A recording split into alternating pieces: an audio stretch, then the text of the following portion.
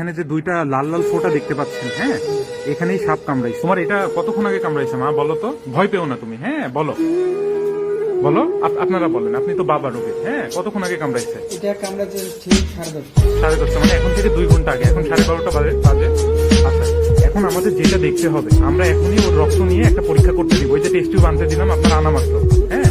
আমাদের সাপে যে কামড়ায় 100টা সাপের ভিতরে 70টা সাপেরই বিষ নাই, সেহেতু আমরা মোটামুটি ধরেই নিই যে এটাই সমস্যা হবে না। তাহলে এখন আমরা কি করব? এখন আমরা যেটা করব সেটা হচ্ছে যে সাপের কামড় 2 ধরনের ক্ষতিকারক বিষ আছে।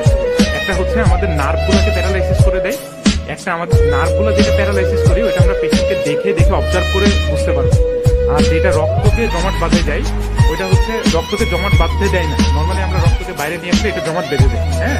ওই বিষটা কি করে, বিষের অ্যাকশনের কারণে রক্ত জমাট বাঁধে না, হ্যাঁ। সেক্ষেত্রে আমাদের যেটা করতে হবে যে আমরা রক্ত